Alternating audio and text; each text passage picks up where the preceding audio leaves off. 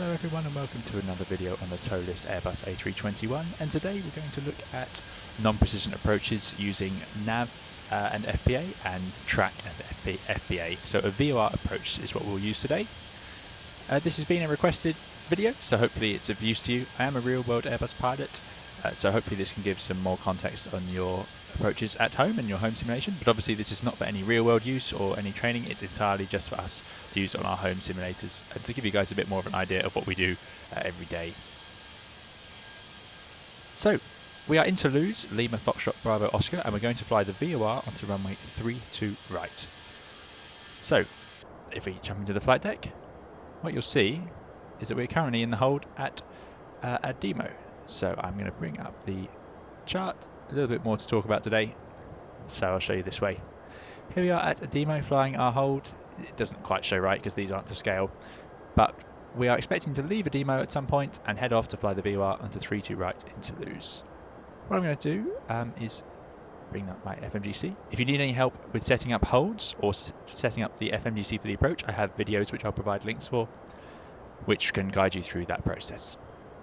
So here we are, hold at a demo, and I'm going to bring up the navigation display so we can all see what's going on in the plan view. After a demo, we're going to leave at 4,000 feet to Tango Oscar Echo. So we'll fly along here to Tango Oscar Echo. After Tango Oscar Echo, we can carry on course 266, and a little note here, 266, 3,000 feet. So after Tango Oscar Echo, we can descend to 3,000 feet towards our final approach track. So that's at 15.7 Tango Oscar uniform. And I can see that here, 266, Tango Oscar Echo, and then our intercept there at 3,000 feet. Then we're going to begin our VOR approach. Some things that would be worth checking: we've got some terrain around, so MSA 3,000 feet once we get closer to the Tango Oscar uniform VOR, and that reduces to 2,500 feet once we're within 10 miles, but we'll be on the procedure by then. So we know our terrain. It's also a nice day outside, made it visual so we can see what we're doing. Here's the Tango Oscar uniform, the VOR we are basing our approach on. So that is past the end of the runway, which is worth noting. So the distances to the VOR are not the same as the distance to the runway threshold. So you've got to keep that in mind for your configuring. So now we'll go onto our charts, approach charts. Here we go, VOR runway 32 right. God, hard to say. VOR runway 32 right into Toulouse. Here's the basis, so the VOR Tango Oscar uniform 117.7. So let's start setting up our box. So we've checked that part. So we're doing our little hat, which you'll have seen in my other video. And we're starting here, Charlie Delta 32 right, 3,000 feet. And this has us at 241 knots. So if I leave it in managed speed, that's the speed it will be flying. So it'll do 250 knots to the decel point, which is this magenta D here. At that point, the airplane will activate to the approach phase and start reducing speed. And then we'll configure with it. But that is not what we're going to use today because we're going to fly a slightly different style of approach. So, don't know why it's jumped. There we go. Charlie Delta 32R, and that's a 3,000 feet platform, which is coded correctly, 3,000 feet. FD32R, which is here, FD32R, 3,000 feet, and that has us at 182 knots, but we're going to be slower, and I'll tell you why in a minute. Then we're going to descend at 3 degrees down the VOR approach. Our distances, so after 12.7 is our first descent point at 3,000 feet, 12.0, 2,780 feet, 11 miles, 2,470. But remember, these are not distances to the runway, these are distances to the VOR, which is further away, so we are closer than this number suggests. But as we can see, those are all in there, down to 80VO2 at 1510, which is correctly coded, 3 degrees. And then to the runway threshold. Somewhere in there is our minimum, which we can see here. So moving along, and of course we would check the go around as well, but we won't talk too much about the go around today. That's for another day, but I'll just check that it is coded. So out to the Tango Oscar uniform, and then we'll make our left turn 304, 303, and then another turn around that DME arc. Great. Right now, so today we will set this up ourselves because it's quite important we have this coded correctly. So we're going to use the Tango Oscar uniform VOR. So I'm going to type it in manually. And you just type it in big letters, Tango Oscar uniform, and I can just put that in. I'll put it on both sides. Inbound course for the VOR today is 322. So you just type that in beneath, 322, 322. What that does is it means on a navigation display, if I set it to VOR, we get a 322 course bar, like a traditional sort of aeroplane, and you can see it's set 322 Tango Oscar uniform. It doesn't mean we have to use that. If we're using track, I personally would, but that is what that's for. I'm also going to make sure I have the needles displayed. So if I go back to nav, our normal sort of mode for flying, or arc, sorry, you'll see that these needles are displayed because of these little switches here. If I set it to off, we get nothing. If I set it to ADF, obviously we get the ADF, but we're going to have the VOR on this side, so the Tango Oscar uniform is identified. With the other needle, I'm going to have the ADF tuned, and the ADF that we're going to use is, as we saw, the Tango Oscar Echo. So that's the 415. So I'm going to tune that just so it's ready for us leaving. Realistically, because we're not flying this in a conventional nav-aid way, we wouldn't need to do that necessarily. The airplane should be tuning these things and making sure it knows where it is in the background, but it's good to have backups. Right, so back onto our charts. That's the course we wanted then, and our DME we know is associated with the VOR. We're using the Tango Oscar uniform DME. There are places where the DME might be based off the runway, but the tracking based off of VOR. Rare, but these things can happen depending on where you are. So you have to be aware of what you're basing this on. Great. That's the RadNav page. Progress page. As I said, we don't know our distance to the runway based off the VOR, so I'm going to actually type it in. LFBO 32 right. And now that is the distance to the threshold to lose runway 32 right. So we can use that as the backup in our heads for our energy management. Slightly different today though, because we're going to configure early for this approach. Performance page. Okay, time to set this up. QNH today is 1009. We would have already done this realistically. I've just put us in the hold so I can talk about it with you and then begin the approach without wasting too much time. Temperature on the ground is 13 degrees. The winds are light headwind on approach. Okay, transition level 60, well, we're below that at 5,000 feet. We're going to do a config full landing, and our minima, as we saw, is 980. Now, some airlines may choose to increase this slightly for non-precision approaches to make sure that when you go around before this altitude, but some airlines don't. And again, that's a procedural thing your operator would tell you.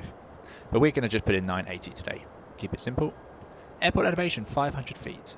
So this is very important. The airport is 500 feet above sea level. So although we are at 5,000 feet, we're only 4,500 feet above the airport. So the difference with flying these approaches is our vertical profile is based entirely on our own navigation. If I was to set the wrong QNH in here, the airplane would still show me at 5,000 feet. I could set the wrong QNH and we could be hundreds of feet different from where we think we are. And I'll show you an example. If I now wind this up to 101, let's say I accidentally set 1019 instead of 1009. And you can see here, it shows us at 5,300 feet. So the temptation would be, okay, I need to descend. So then if I descend to what I think is 5,000 feet, I'm now 300 feet lower. So I'll actually be 4,700 feet, which is only 4,200 feet above the ground. So it's very important you get this right. And that's important because as we fly down this profile, we're going to check each of these altitudes. But if we have the wrong QNH set, then as we fly down these altitudes, we'll think we're on the right profile, but we'd actually be hundreds of feet incorrect. We could be high, we could be low, depending how wrong we get it. So really important that this QNH is checked and triple checked. One way we're going to do that is we're going to leave 3,000 feet at 12.7 miles. As we're descending, I want to know when the radio altimeter will come alive. The radio altimeter shows my height above the ground. So at 2,500 feet, it comes alive. It announces itself to me. So I need to know when I expect that to happen. And if it happens early, then it's a problem and I've got it wrong. Or if it happens late, either or means I've got the vertical profile wrong. But early is obviously dangerous because I'm lower to the ground than I expect. So 2,500 feet above the ground today, with an elevation of 500 feet, as we saw here, means that at 3,000 feet on the QNH, that's 2,500 feet for the readout plus the 500 feet elevation, 3,000 feet, I expect that radio altimeter to come alive. So actually, I expect it to come alive probably as we level off on the platform and just before we leave. If it's alive earlier than that, I've got something wrong. And that will be our test. Okay. Good. Next, we need to talk about how we're going to fly this approach. Oh, I need to finish this actually. Performance, got the go around phase in there. Fuel prediction, I've got lots of extra fuel, so we have time to do this. And secondary, I'm going to copy the active. Okay. So how are we going to fly this approach? First of all, I'm going to use nav and FPA. So what is nav FPA? We can get rid of that now as we stay in hold, and I'll put that to flight. So if we look at the PFD, we're currently in heading vertical speed mode, and the airplane is displaying our heading and our vertical speed. And that's what these flight directors, in a way, are commanding. That this is the traditional crossbar. If I press that, it goes to Track-FPA, and you see instead of heading up here on the FCU, we get track. And instead of vertical speed, we get FPA, flight path angle. And that's now displayed here with this little, it's called the bird, and it looks like a little airplane. So you've got a little fuselage, and you've got wings. If I turn off the flight directors for a second, which you would never do in real life, but just to show you, you can see it more clearly. So this is what we will be looking at. You've got a little fuselage, and you've got the wings either side, and the little fin on top. So that fin on top, that is where our track is. So although my heading is probably 111, my track is probably 112. The wind is drifting it slightly to the right, because the wind is from the left. My fuselage wings are sitting perfectly on the horizon, because we are flying a flight path angle of 0 degrees. If we want to fly 5 degrees flight path angle down, I'd put those wings on this 5 degree line here, and that will be 5 degrees down. This will become clearer when I fly the approach. So that's the basis of Track-FPA, that's what we use it for. And it's really handy because it means that when I want to fly a 3 degree approach, as I do today, because this approach, this VOR approach, is a 3 degrees descent. All I need to do is set 3 degrees in this window at the right time, and the airplane will fly 3 degrees. However, what I cannot do is configure the airplane whilst descending on this slope. If I try and put out flap as I'm descending, the airplane will get high on the approach, and it will return to 3 degrees, so it will fly 3 degrees, but as you put out the flap, that gives us energy and the airplane will get slightly high, and then it will return to 3 degrees, but it will just parallel the approach high, and you'll need to correct it. Okay, I think that's enough talking about it for now. Let's go and do it so I can show you and make it a bit clearer. So I'm going to immediately exit the hold. I'm going to activate the approach phase now, because as I talked about, I want to be slightly earlier configured than the airplane was planning on. And now going back to our procedure, I'm going to leave the hold at EMO and descend to 4,000, then 3,000 feet for the approach.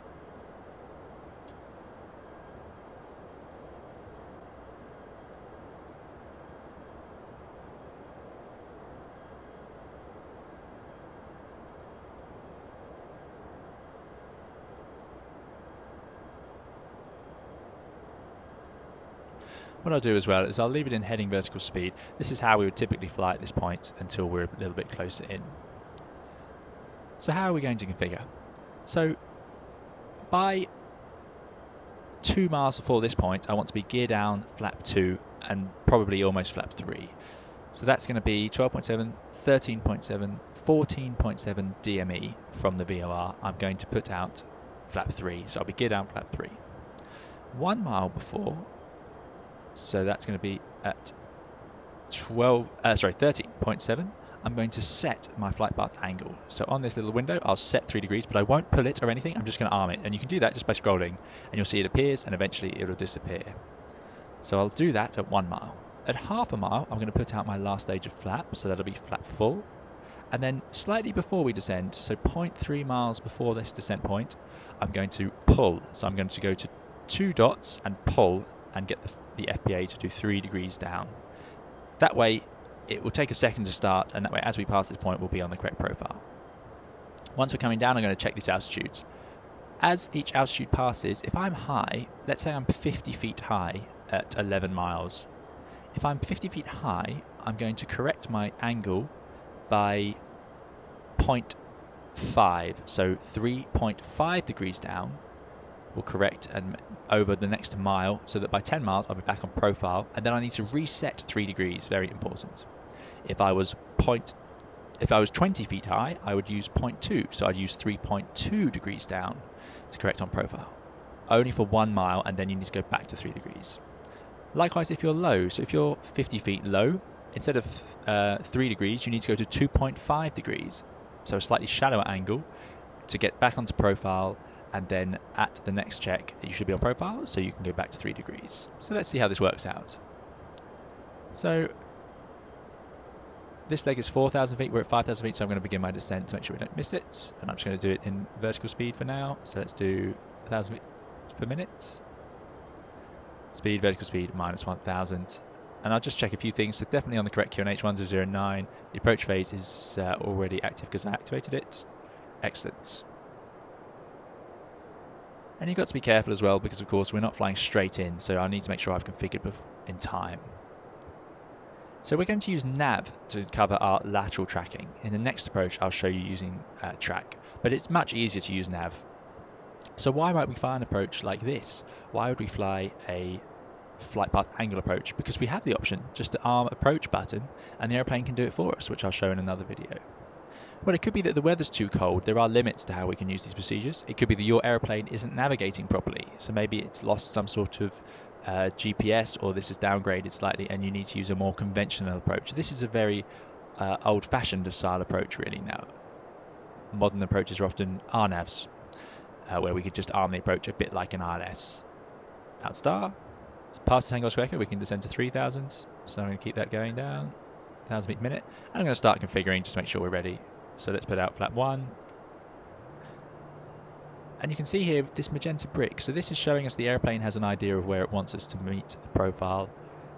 And it's pretty accurate. But like I say, if your QNH is wrong, this magenta brick will also be wrong. So you've got to be very sure what you're doing.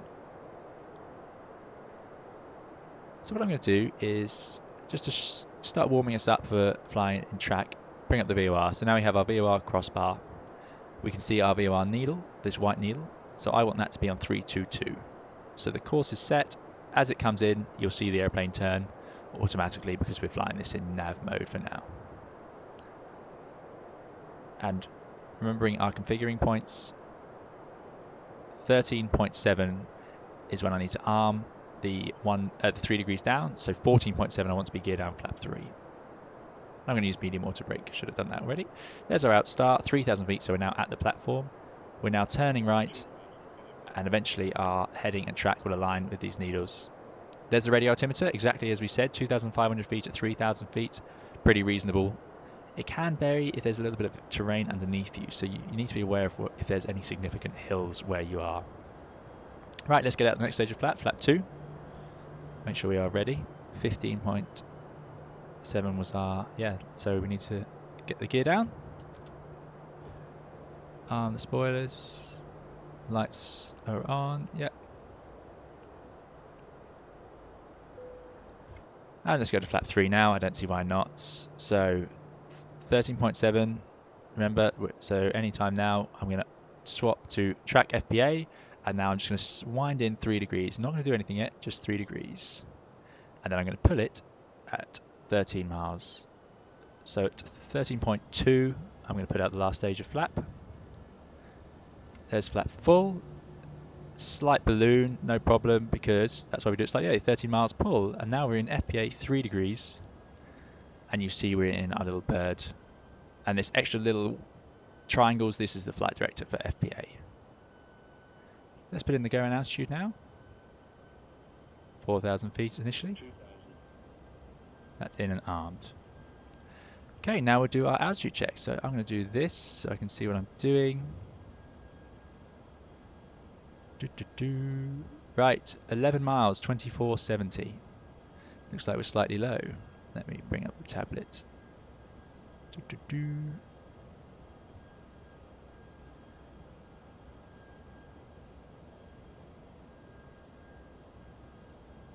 And there is 11 DME, 2420, so about 50 feet. So as I said earlier, I'm going to do 2.5 just for a mile. So at 10 miles, I'm going to go back to 3 degrees. And I should be on profile. So at 10 miles, I want to be 2150.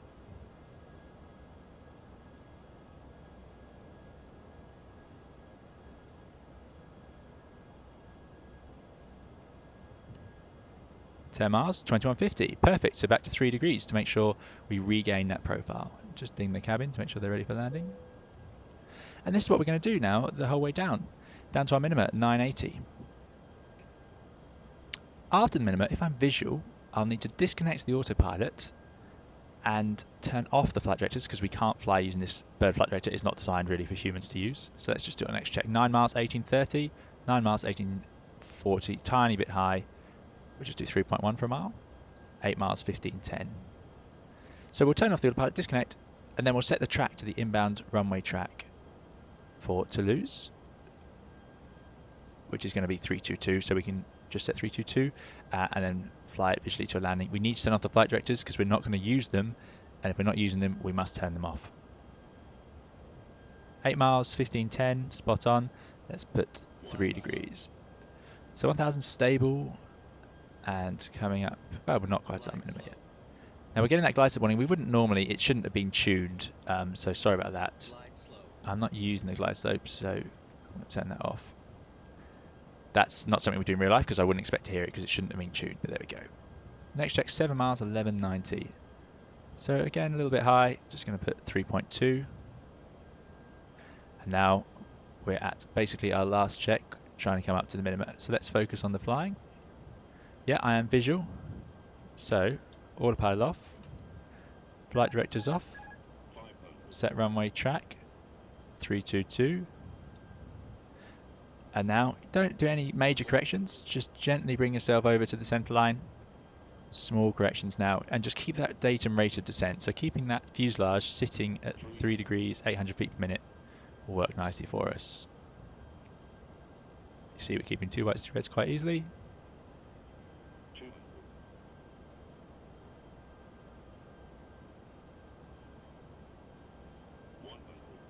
And normal landing.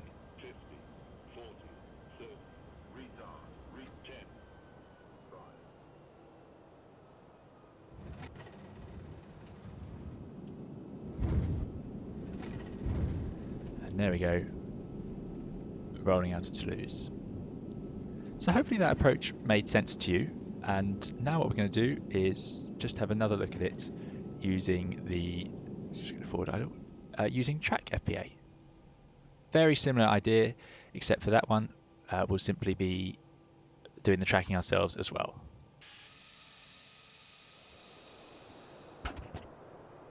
Okay, so this time we're going to look at the same approach, but we're going to do it using track and FPA, and I put up a bit more wind, so we've got a crosswind now on the approach, so you'll see the difference between the track and the heading of the aeroplane.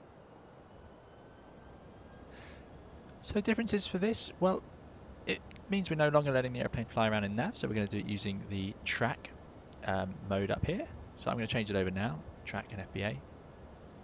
Now there's 2 ways to do this. You can fly it on track yourself to intercept, or you can leave it in nav, which will be the easy way obviously, because that means the airplane will fly itself, intercept that final approach track, and then carry on down the approach for you. And all you need to do is put it in its track and then monitor it for any changes. So that would be the simplest way, and with one pilot, to be honest, that's what I would highly recommend. Trying to do this at home could be very complicated otherwise. Great, so let's manage the speed, so we don't have to think about that. The approach is already activated. Let's bring up our tablet, and we know 322 is our inbound track, and everything's tuned exactly as it was for the last approach. So let's go into Track-FPA now, which we are. Bring up a PFD, and you can see we've got our heading is 259, 260 degrees, but our track is probably 266. So to fly on this approach, we're going to have our heading left of our track, so it's going to be left of 322. And we'll see that as we come around onto final. So I'm going to let the airplane intercept it in nav and then show you the difference using the track once we go down. Same thing to the distances and the DMEs and configuring. So I want to, that message was from earlier. So I want to have the airplane fully configured around about 13.2, and I'm going to pull the approach at about 13 miles, 13 DME on the VOR. We're currently flat 2 at F speed, so we're already pretty slow. So why might you use track? It's the same reasons as earlier, I guess. It would be if the airplane is in downgrade or there's some reason you can't use the database approach. Perhaps the airplane has got it coded wrong, that sort of thing. But this is a great thing to know how to do. We obviously have to know how to do this because all we need for this approach is a working VOR on the ground effectively. And we're basing this entirely using that. it's a good option if obviously the ILS is out of service or your airplane is downgraded in some way, especially in navigation sense. I've kept the weather nice so we can see out. It also helps my frame rates for recording. So as I said, simplest way is to let the airplane turn onto final itself. If I go to the VOR page, because I've tuned it in, we've got this course bar, and you can see the course bar is off to the left, so we are right of the final course of 322. We've also got this needle we can see, which is showing us where the VOR is. So I want this needle to be on 322, the head of this needle. Where it is now is to the left of my track, so I need to go further to the left. But it can't be my heading, it needs to be my track, which is this diamond. So as long as this track is further left of the needle than the course, so we've got the course here that we want to be on, 322.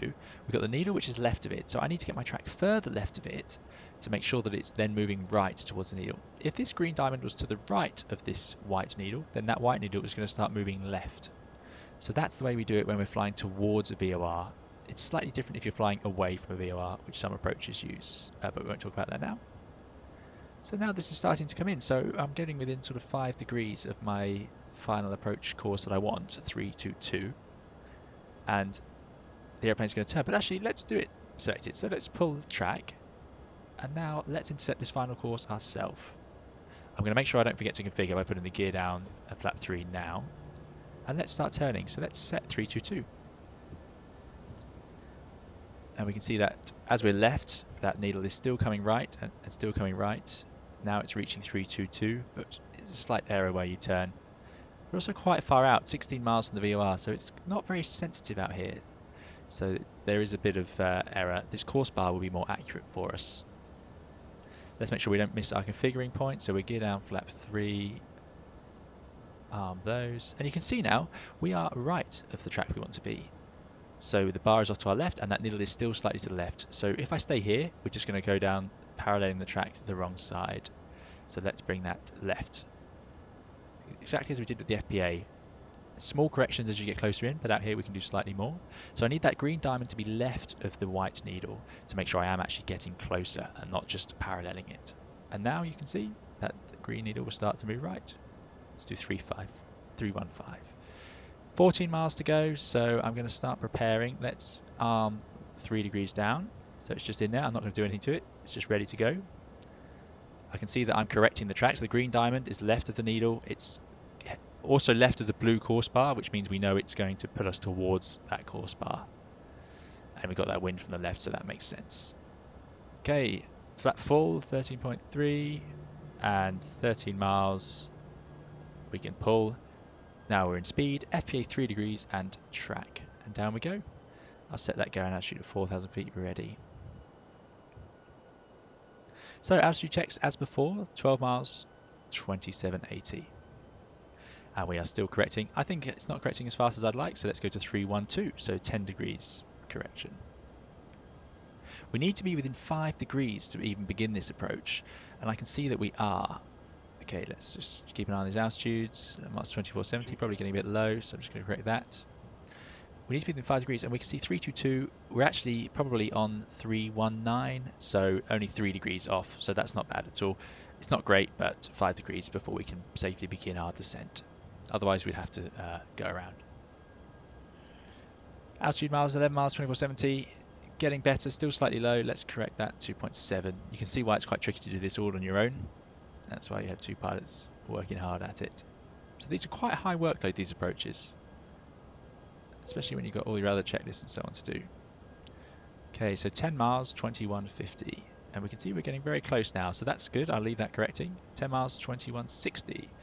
So if anything, we're slightly high. So I'm going to set it to 3 degrees. 9 miles, 1830. Now we must remember we need to turn this back to our final course. So I can set the track specifically on 322, because even with the wind, the airplane is going to fly this as a track. 9 miles, 1830. 9 miles, 1850. It's 3.1. And now if I set 322, the airplane will fly that track. So I don't need to set a wind corrected heading here because I'm using track. It's much easier. Same with the flight path angle. It just flies the track and the angle as we want it. There we go, pretty good. We're on the needle. That bar's showing ever so slightly left, but tiny difference really. 8 miles, 15.10. 8 miles, 15.20. Tiny bit high, so we'll leave that as it is. There we go, 1,000 feet, stable. We're going to land it ourselves. And hopefully that made sense for the track. So eventually, if you get it right, you'll just be flying the Track 322 even with the wind. And as the wind changes, the airplane should correct for you, just small adjustments needed. I'm now visual, so same as earlier. Autopilot, flight director's off, runway track is set, and now I'm going to gently bring myself over to the center line.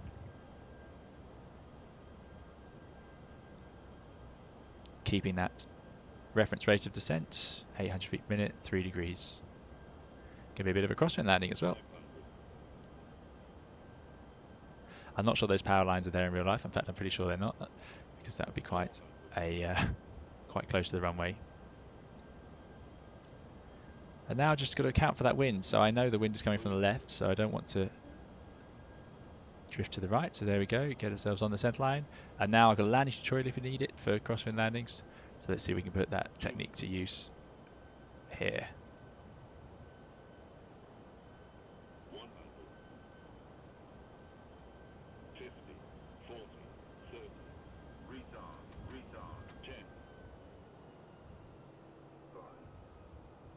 Bit of a float, there we go. Reverse green and decel. I do need to get used to these rudders on this, the joystick I've got.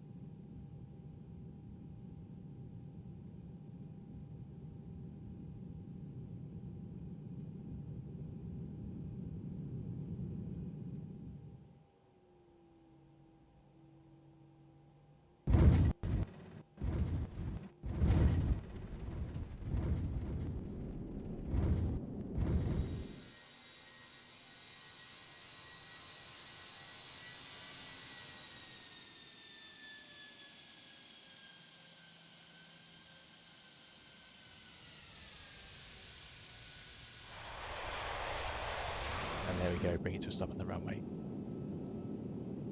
Taxi speed, forward idle, and just for this, great. And here we are on the ground of our Track-FPA non-precision approach. Guys, I hope that made sense for you.